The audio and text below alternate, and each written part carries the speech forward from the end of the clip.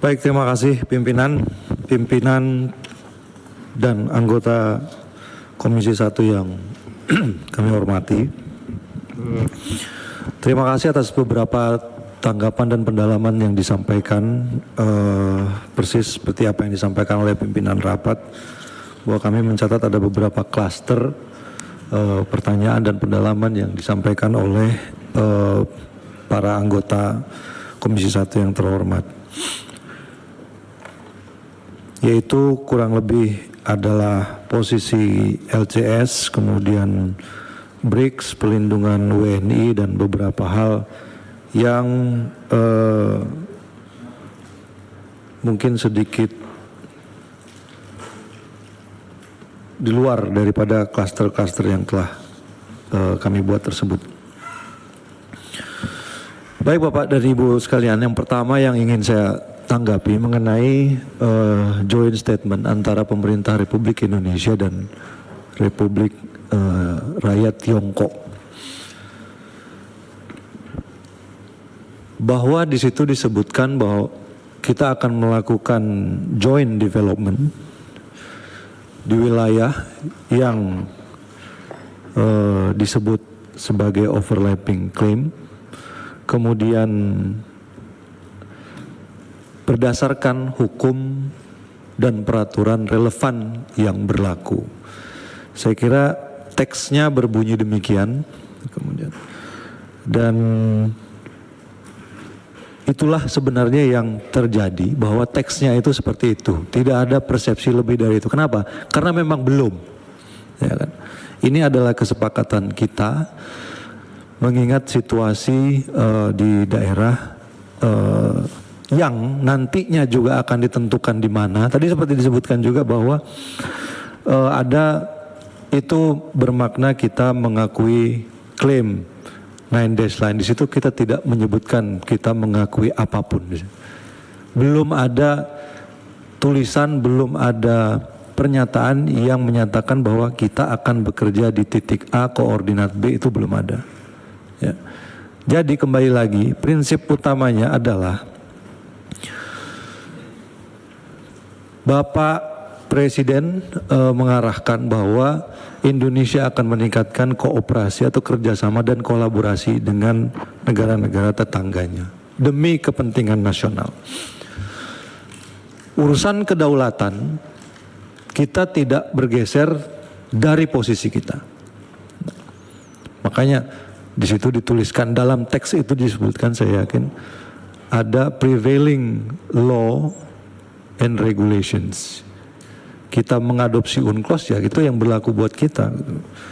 Kita punya undang-undang perbatasan dengan negara tetangga, ya itu yang menjadi pegangan kita gitu. Yang ingin kita lakukan sebenarnya konsentrasinya adalah bagaimana memanfaatkan sumber daya alam dan kekayaan alam yang ada di situ untuk kepentingan bersama, seperti itu.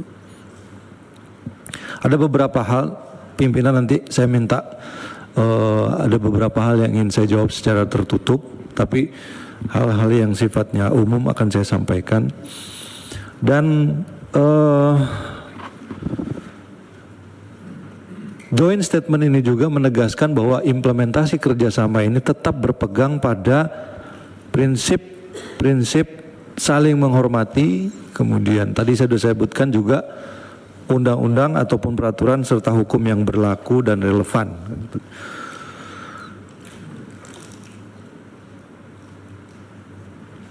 Indonesia juga tetap pada posisi bahwa tidak ada basis hukum internasional yang sesuai dalam rangka dalam urusan 9 dash line. Dan di situ juga sama sekali tidak kita sebutkan, tidak ada disebutkan urusan 9 dash line ini, bahwa komitmen Indonesia pada semua perjanjian internasional yang ada itu tetap berlaku, ya. Kemudian ratifikasi dan implementasi perjanjian bilateral yang ada juga masih tetap berlaku. Kemudian Indonesia secara konsisten tetap memegang UNCLOS dan semangat Declaration of Conduct in the South China Sea. Tadi juga ada kaitannya dengan pertanyaan Pak Rizky mengenai COC. Itu apakah COC yang sama? Iya, itu COC yang sama. Dan saya kira ini merupakan satu kemajuan juga. Dan kalau berbicara mengenai COC, kita juga saat ini sedang masih dalam pembahasan, ya kan? Maksud saya ya dengan ASEAN. Karena pada tahun 2023 ASEAN dan RRT sudah sepakat untuk mempercepat negosiasi COC yang berjalan sejak tahun 2019. Kemudian semua peserta negosiasi juga sepakat dengan Code of Conduct ini harus segera diselesaikan untuk menjaga situasi di kawasan. Jadi masing-masing ini semuanya punya standing yang sama, ya, punya keinginan yang sama untuk menciptakan kawasan LCS sebagai kawasan yang tenang, stabil, dan damai. Terus tadi ada juga pertanyaan, bagaimana posisi negara-negara tetangga tentang hal ini? Sebelumnya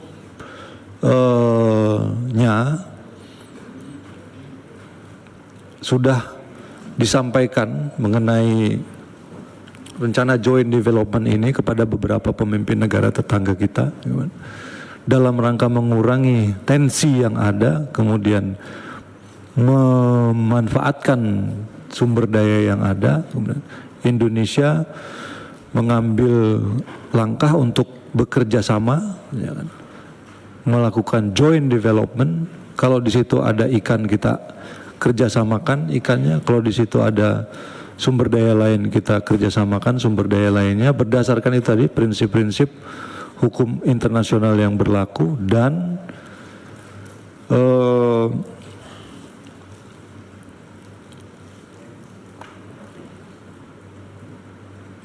prinsip saling menghormati kedaulatan masing-masing negara. Posisi Indonesia tetap, posisi negara-negara tersebut tetap, tetapi 50% dari nol adalah nol. Kalau misalnya tidak ada sesuatu yang bisa kita ambil, tidak bisa kita manfaatkan untuk keuntungan dan kepentingan bangsa kita, alangkah lebih baiknya kalau kita melakukan kerjasama yang bisa menguntungkan dengan, sekali lagi, dengan tidak melupakan kaidah-kaidah dan prinsip-prinsip dasar yang berlaku. Artinya kedaulatan kita tetap kita jaga. Ya, pimpinan, mohon izin, ya. Ya, Pak. Menarik untuk saya soal kerjasama di wilayah itu. Oke, sampai di situ titik, ya begitu. Dengan harapan Cina tidak mengklaim itu juga sebuah kerjasama kan? Tidak mengklaim soal 9 lain. Gitu ya, itu sudah kerjasama. Yang kami khawatirkan, ya mohon itu hanya sebuah statement diplomasi saja. Sebab kalau diteruskan ada kerjasama, misalnya di laut menangkap ikan, ketika nanti nelayan Cina masuk ke situ, ya berarti kita akan bekerja sama dengan nelayan Indonesia. Nah, sebelumnya kalau ada nelayan ke situ, kita mengerahkan Coast Guard untuk mengusirnya keluar dari wilayah itu. Nah, harapan kami barangkali ya adalah kita tetap firm yang seperti Bapak sampaikan, kita tetap ya berpedoman pada prinsip-prinsip dasar yang sudah kita sepakati, dan insya Allah kita tetap konsisten dan konsekuen dengan menolak klaim Cina soal 9 lain, begitu. Sebab ini juga kita harus memperhatikan negara-negara sahabat kita itu, terutama di wilayah-wilayah ASEAN ke arah timur, antara lain Malaysia, antara lain mungkin dengan Filipina, kemudian dengan negara-negara lain. Itu mungkin Bapak Menlu. Terima kasih. Ya, terima kasih Pak Bagus. Kita persilakan Pak Menlu untuk melanjutkan penjelasannya. Terima kasih Pak TB buat masukannya, dan saya kira benar ya, itu adalah merupakan sesuatu yang harus kita perhatikan.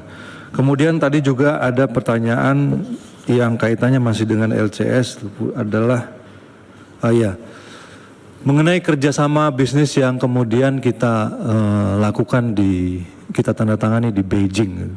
Apakah ini benar-benar merupakan purely foreign direct investment ataupun bantuan yang sifatnya hutang? Dari semua kerjasama yang ditandatangani, baik itu di Beijing ataupun di apakah itu di Rio de Janeiro atau kemudian di Inggris, itu semuanya merupakan perjanjian bisnis dan komersil. Jadi tidak ada hutang yang kemudian dibebankan kepada kita. Just to be clear, bahwa semuanya merupakan buah dari keyakinan berbagai bisnis yang ada di negara-negara tersebut terhadap situasi kondusif, terutama situasi politik yang kondusif di Indonesia.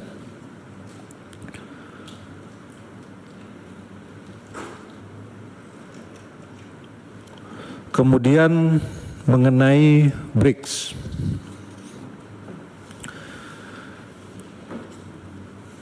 Tadi beberapa Bapak dan Ibu anggota yang terhormat juga menyampaikan soal BRICS. Yang pertama dari Ibu Amelia Anggraini yang saya kira cukup komprehensif tadi yang disampaikan. Apakah kita di BRICS ini sebagai pengikut, kemudian apakah kita dianggap cukup serius hanya dengan mengirimkan utusan khusus? Perlu saya sampaikan bahwa keinginan untuk bergabung di dalam BRICS ini sudah dicetuskan jauh sebelum Pak Prabowo waktu itu menjadi presiden, karena dianggap ada manfaat-manfaat yang bisa kita ambil, kemudian ada kepentingan-kepentingan bersama yang bisa kita salurkan lewat grouping ini. Kemudian pada saat Menteri Luar Negeri hadir di Kazan, gitu kan, sambutan yang diberikan oleh negara-negara member itu menurut kami merupakan sambutan yang sangat positif, dalam arti tidak kemudian dianggap ini mengecil, karena kami ingat pada saat kunjungan waktu itu presiden terpilih ke Rusia, salah satu hasil pembicaraannya adalah presiden Rusia mengundang waktu itu presiden terpilih untuk menghadiri KTT BRICS. Namun karena tanggalnya itu berhimpitan dengan kondisi bahwa di Indonesia baru terjadi pelantikan presiden, kemudian beberapa hari pelantikan menteri dan sebagainya, presiden terpilih waktu itu Pak Prabowo meminta maaf tidak bisa hadir dan akan mengirimkan utusan khusus. Bahkan dalam bercandaan keduanya waktu itu sampaikan, kalau misalnya bisa boleh nggak KTT-nya dimundurin setelah tanggal 22 waktu itu kalau saya tidak salah. Yang juga dibalas oleh Presiden Putin, bagaimana kalau kita majukan jadi tanggal 17 Oktober bertepatan dengan hari ulang tahun. Jadi sebenarnya suasana dan chemistry-nya sangat bagus, yang ingin saya sampaikan ya. Suasana dan chemistry-nya sangat bagus, jadi tidak ada sesuatu yang sifatnya kita menganggap ini tidak penting kemudian presiden mengirimkan utusan khusus. Dan saya kira saya juga perlu menyampaikan bahwa ada mekanisme dari satu negara untuk diterima menjadi anggota BRICS. Yang pertama, kita menyampaikan intention kita untuk bergabung dengan BRICS, yang kemudian akan dicatat sebagai negara yang tertarik atau interested country. Dari situ nanti kemudian dibahas oleh BRICS member menjadi prospective member, kemudian nanti ada tahapannya lagi invited member, dan yang berikutnya adalah member state. Memang pada saat KTT BRICS di Kazan kemarin ada sesuatu yang sedikit berbeda, bahwa ada yang disebut dengan istilah partner. Ada 13 partner countries yang waktu itu ditulis. Ini sebelumnya belum pernah ada. Namun saya dapat sampaikan di sini bahwa excitement untuk menerima Indonesia itu ada. Excitement untuk menerima Indonesia dengan itu ada, dan saya kira sangat besar. Memang tadi seperti yang disampaikan oleh Pak Niko, ada beberapa negara yang mungkin tidak melihat intensi Indonesia untuk masuk ke BRICS itu sebagai sesuatu yang we're not seeing each other in the eye level, ya, agak. Tapi secara umum tidak ada keberatan. Memang kurang lebih 2 bulan yang lalu saya juga mendapatkan informasi bahwa negara-negara BRICS member ini tidak berencana untuk menerima negara baru sebagai anggotanya. Tetapi pada saat kita menyampaikan intensi kita untuk bergabung dengan BRICS, original members ini semuanya menyambut baik. Bahkan saya juga sempat berbincang dengan Presiden Putin waktu itu dan Menteri Luar Negeri Lavrov, bahwa mereka akan membantu aksepsi Indonesia ke BRICS dan bisa mempercepat prosesnya. Kemudian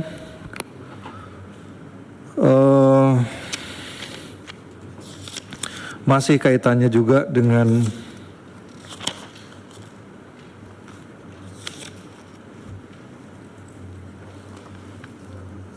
BRICS, ya.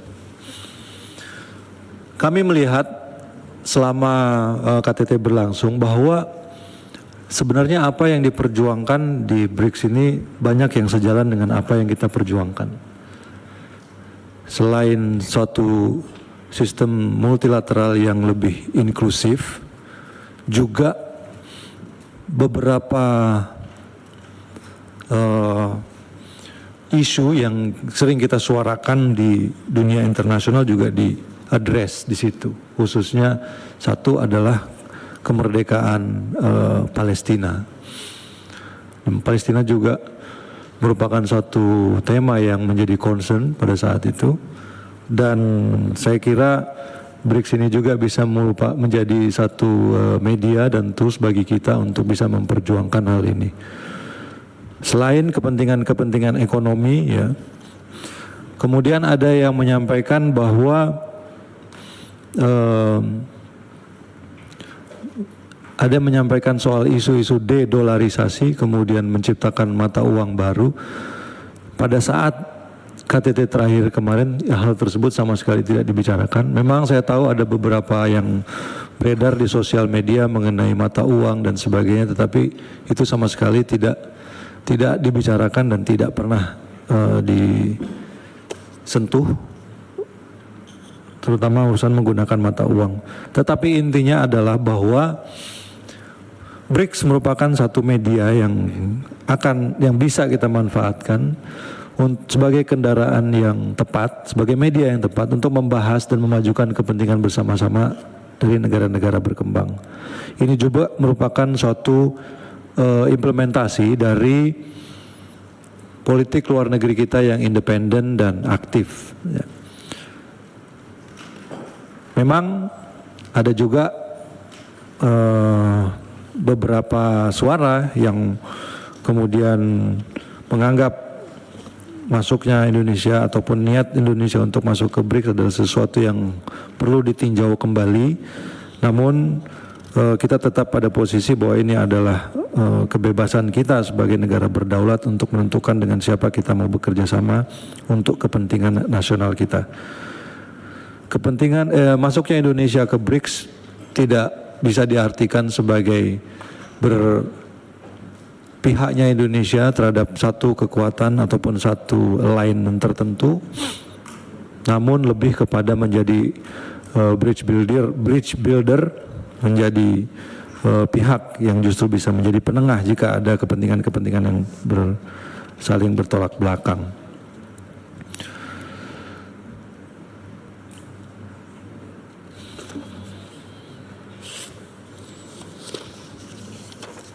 Izin Pak Ketua, Pak Menteri, sebelah kiri Pak.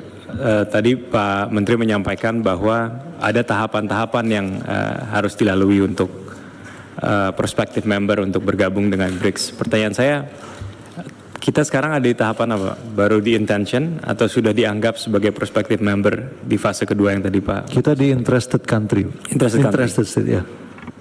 Dan itu nanti pihak mereka yang akan mengakses itu.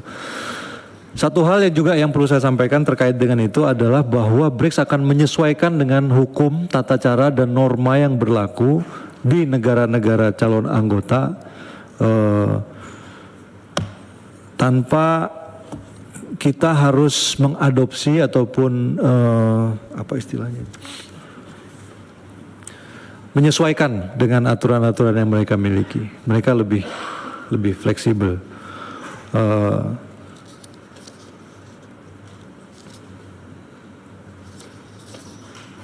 Saya kira itu yang berkaitan dengan BRICS sesuai dengan mungkin sedikit Pak Ketua, karena tadi Pak Menteri yang Pak Menteri sampaikan Pak Rizky diingat waktunya ya. Baik. Sebenarnya terkait dengan tadi Pak Menteri sampaikan adanya potensi dedolarisasi yang sampai saat ini hanya sebagai rumor dan tidak dibahas sama sekali di KTT kemarin. Tapi ini kan bukan isu dedolarisasinya Pak, tapi lebih ke simbol bahwa saat ini kemarin Presiden Trump mengeluarkan statement bahwa kalau sampai BRICS membuat currency sendiri akan dikenakan tarif 100% dan lain sebagainya. Saya percaya itu pasti masih membutuhkan waktu dan itu masih berandai-andai terkait dengan pembuatan currency. Tapi yang lebih pentingnya adalah simbol di mana saat ini BRICS dianggotai atau salah satu atau dua anggotanya adalah negara-negara yang akan terus mencoba untuk melarikan diri dari economic sanctions yang diberikan oleh Amerika Serikat itu sendiri. Pertanyaan saya singkat saja, setelah nanti dilantiknya Presiden Trump sebagai Presiden Amerika Serikat, apakah ada upaya ataupun langkah-langkah antisipatif yang dari pihak Kementerian Luar Negeri itu sendiri akan ambil terkait dengan pressure yang nanti mungkin bisa terjadi setelah pelantikan Presiden Donald Trump kembali? Pressure, karena kemarin kita kan pertama kita apresiasi bahwa intensi Indonesia bergabung dengan BRICS itu satu Pak. Kedua, kita juga mau bergabung dengan OECD yang akan disupport juga. Artinya kita mau bermain di belah dua pihak dan politik bebas dan aktif in action. Tapi yang kita dengar dari tone yang digunakan oleh Presiden Donald Trump, dari statement-statement beliau terkait dengan BRICS dan juga intonasi yang beliau sampaikan ketika nanti setelah dilantik nanti yang bisa memberatkan kepada anggota-anggota ataupun prospektif member dari BRICS itu sendiri. Pertanyaan saya kepada Pak Menteri, apakah sudah dipikirkan satu langkah antisipatif yang kemungkinan nanti ke depan bisa turut memberatkan Indonesia kalau kita jadi bergabung dengan BRICS itu sendiri, Pak? Saya kira ini ya sebabnya kenapa ya, saya kira Pak Presiden Prabowo juga menitik beratkan peningkatan kemampuan dan kesejahteraan kita secara ekonomi untuk bisa berdiri di atas kaki kita sendiri. Karena inilah yang sama-sama kita lihat yang terjadi di dalam percaturan global. Ada satu kekuatan yang kemudian mengancam ataupun menekan kekuatan yang lain dan kita secara langsung maupun tidak langsung merasakan dampaknya. Oleh karena itu, kita perlu punya kekuatan yang inherent economically. Gitu. Sebabnya pemerintah sekarang menitik beratkan program-program pemerintah itu pada swasembada pangan, swasembada energi, kemudian hilirisasi. Dengan demikian ketergantungan kita itu tidak besar dan kita akan lebih mudah menentukan arah politik kita sendiri. Nah, kemudian saya tadi tidak bilang bahwa tidak ada isu dedolarisasi di BRICS. Saya katakan bahwa pada saat KTT hal ini tidak dibicarakan, ya kan? Nah, tentu saja kembali lagi jika kita menganggap bahwa ada hal-hal yang akan merugikan kepentingan nasional kita, ya kita bisa saja tinjau ulang ataupun lihat kembali. Yang penting intinya adalah bahwa bergabungnya kita dengan grouping multilateral manapun ini diarahkan kepada kepentingan nasional bangsa kita. Yang pertama. Kemudian saya terima kasih tadi atas beberapa masukan dan pandangan Bapak dan Ibu anggota Komisi 1 yang terhormat mengenai dukungan anggaran. Kemudian satu hal lagi juga yang ingin saya address Pak Rizky tadi, bahwa ada beberapa pandangan-pandangan yang mengatakan bahwa Indonesia itu seolah desperate ingin impress. Tidak, sama sekali tidak benar. Saya kira justru yang terjadi malah kebalikannya. Bahwa banyak pemimpin-pemimpin negara yang impress sama polisi Indonesia dan ingin bekerja sama lebih besar dengan Indonesia. Kemudian Indonesia membuka diri seluas-luasnya, tentu saja tadi juga disampaikan merupakan suatu kerjasama ekonomi yang harus fair dan free. Kita ingin ada resiprokalitas di situ. Kita ingin ada suatu hubungan yang saling menghormati dan saling menghargai dan saling menguntungkan. Kemudian saya ingin menyinggung juga mungkin beberapa hal yang ada kaitannya dengan pelindungan warga negara Indonesia. Sebelumnya pimpinan waktunya sudah lebih 13.30, apakah saya boleh meneruskan? Ya, kita 10 menit.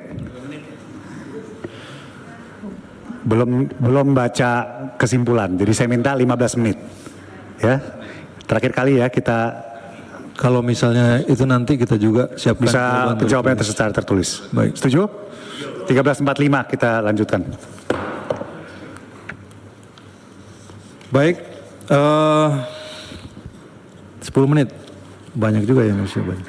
15 Pak, sampai 13.45. Tenang. Oh, sampai 13.45. Ini agak kecepatan itu Pak. Mengenai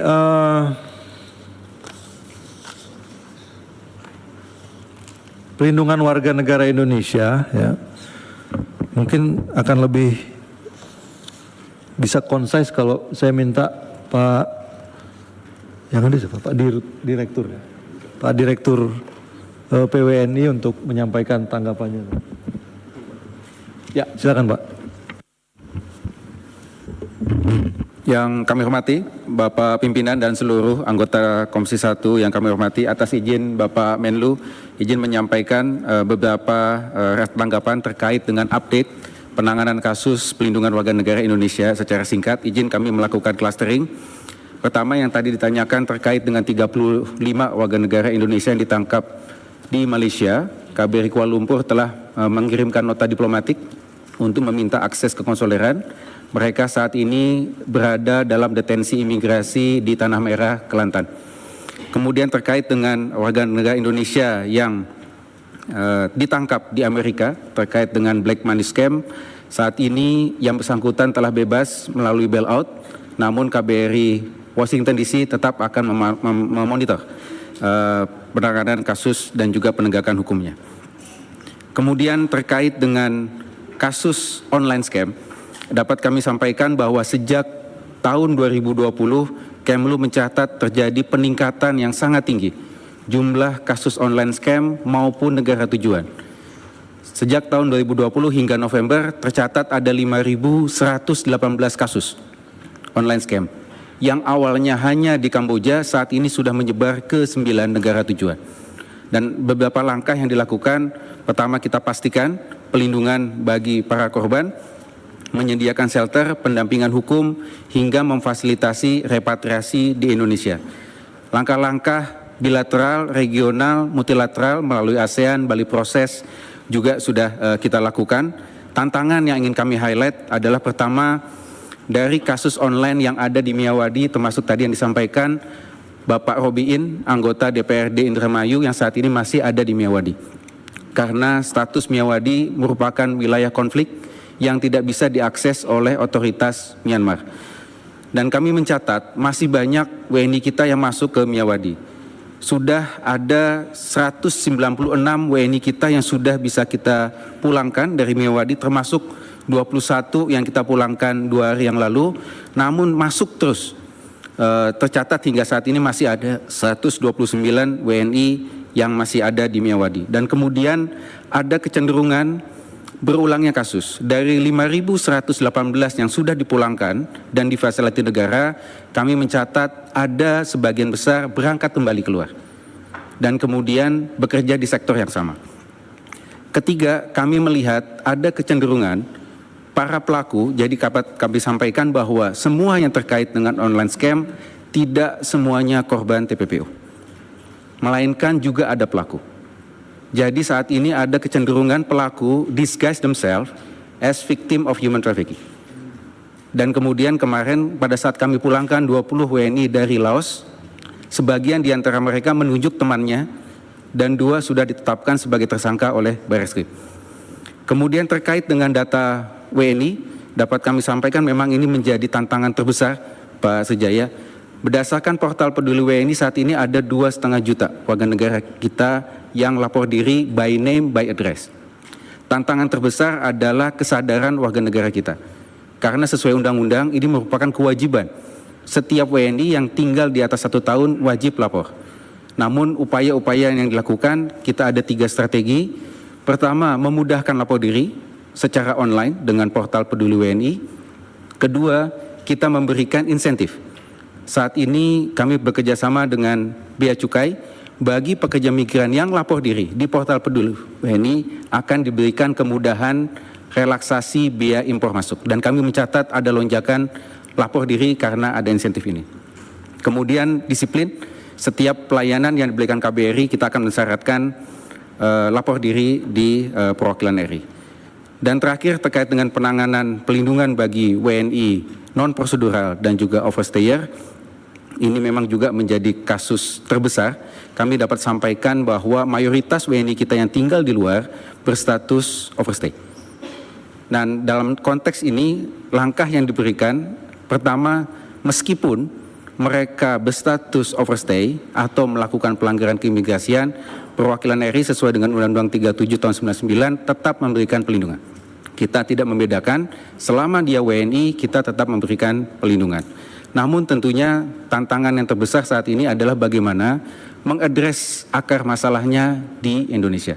Secara khusus tadi yang disampaikan Pak Srijaya, untuk akses pendidikan bagi WNI kita yang overstay di sana, di Malaysia utamanya, saat ini sudah ada 409 CLC yang sudah dibangun di Sabah dan Sarawak dengan jumlah siswa lebih dari 20.000 atau tepatnya 20.380 siswa.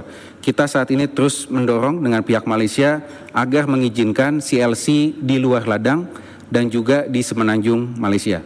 Dan kemudian hak untuk melakukan pencatatan pernikahan, kita juga melakukan proses isbat nikah. Isbat nikah secara kontinu terus kita lakukan. Terakhir kemarin di Tawa bulan November 257 pasangan kita lakukan isbat nikah, dan hari ini juga dilakukan isbat nikah di Kuala Lumpur. Namun tantangan terbesar kita adalah isbat nikah ini sebetulnya bukan prosedur normal untuk menikah. Ini merupakan langkah luar biasa karena mereka sudah menikah siri, kemudian kita isbatkan melalui pengadilan agama. Tantangan saat ini adalah ketika kita melakukan secara rutin isbat nikah, maka kemudian menjadi pull factor bagi WNI kita untuk menikah siri di Malaysia dan kemudian diisbatkan. Jadi ada istilah di sana, nggak apa-apa kita nikah siri dulu, nanti tahun depan akan diisbatkan oleh perwakilan RI. Nah, ini kembali pentingnya untuk melakukan langkah penanganan sejak dari hulu. Terima kasih, Bapak. Izin pimpinan, saya memberikan saran sedikit aja. Ini mungkin saran karena izin Pak, karena saya turun sendiri ke CLC-nya Pak. Jadi mungkin saya bisa saran untuk pendataan WNI yang tidak terdata bisa dilakukan oleh kedutaan langsung di ladang-ladangnya Pak. Karena ladangnya itu banyak yang tidak terjangkau, jalannya tidak ada. Di sana jalannya parah sekali. Jadi bisa langsung datang ke sana, mereka sekali didaftarkan 6.000, 5.000, 10.000. Jadi mereka nggak punya identitas Pak. Itu yang pertama. Terus yang kedua Pak, terkait CLC ini, saya ke CLC-nya Pak. Saya sudah hadir ke CLC-nya. CLC-nya itu dari daerah 1 dengan daerah 2, daerah ketiga ini legalitasnya sama. Kenapa mereka legalitasnya sama? Karena mereka mengajukan permohonan untuk CLC yang baru itu belum diterbitkan oleh Kemendikbud, sehingga gaji gurunya juga sangat minim Pak. Di sana itu di bawah 1 juta, jadi sangat kecil. Jadi mohon kalau bisa dibantu terkait permohonan itu sudah numpuk di konsulat Pak. Ya, sama yang terakhir yang paling penting buat mereka itu adalah terkait pembuatan paspor itu jangan melalui agensi yang dipermainkan oleh mafia-mafia di sana karena harganya mahal sekali. Kalau bisa dari konsulat memberikan kerjasama dengan kerajaan Malaysia agar itu bisa diminimalisir karena pembuatan paspor itu hanya Rp150. Pak Abraham cukup ya? Cukup, ya itu aja. Tolong dicatat lain kali kalau minta izinnya dikasih dulu. Terima kasih. Ya, saya rasa cukup tadi penjelasannya. Mau ditambahkan? Tambahkan mengenai pertanyaan mengenai kontingensi di Timur Tengah, Bapak. Kan. Siap. Izin secara singkat terkait dengan penanganan WNI di wilayah konflik yang ada di Timur Tengah. Saat ini KBRI Beirut telah menetapkan status siaga 1 untuk Lebanon, KBRI Damaskus untuk beberapa provinsi juga telah menetapkan siaga 1 dan juga KBRI Aman siaga 1 untuk wilayah Israel dan Palestina. Hingga saat ini ada 7 gelombang evakuasi yang telah dilakukan dari wilayah Lebanon. Total ada 89 WNI yang masih ada di sana. Masih ada 83 WNI lagi di Lebanon, namun mereka atas pilihan sendiri tetap untuk tinggal di sana. Nah, kemudian terkait dengan situasi yang ada di Ukraina, KBRI Kiev juga telah menyusun rencana kontingensi dan juga KDI Taipei terkait dengan situasi yang di Taiwan juga telah menyusun rencana kontingensi. Terkait dengan persiapan di pusat, saat ini telah dibentuk Crisis Response Team terdiri dari unsur-unsur Kemlu dan juga TNI untuk memastikan jika terjadi keperluan evakuasi maka kita sudah siap melakukan evakuasi. Demikian Bapak, terima kasih. Terima kasih Pak atas penjelasannya. Kami lanjutkan Pak Menteri. Kalau masih ada penjelasan silakan. Terima kasih pimpinan. Saya kira ada beberapa hal juga yang ingin saya address. Yang pertama adalah mengenai Abraham Accord tadi yang ditanyakan oleh Pak Sukamta. Izin pimpinan. Apakah ada yang mesti disampaikan secara tertutup atau bisa terbuka saja Pak Menteri? Kalau masih memungkinkan ya. Langsung tertutup aja kalau gitu Pak Menteri. Baik. Gini, Tertulis juga boleh. Saya mau serahkan ke teman-teman dulu. Ini mungkin ada pendalaman sedikit beberapa poin yang sifatnya perlu disampaikan secara tertutup. Ya kita ada masih waktu sedikit. Apakah kalau Pak teman-teman setuju kita lanjutkan pembahasan ini secara tertutup? Gimana? Bapak Ibu setuju?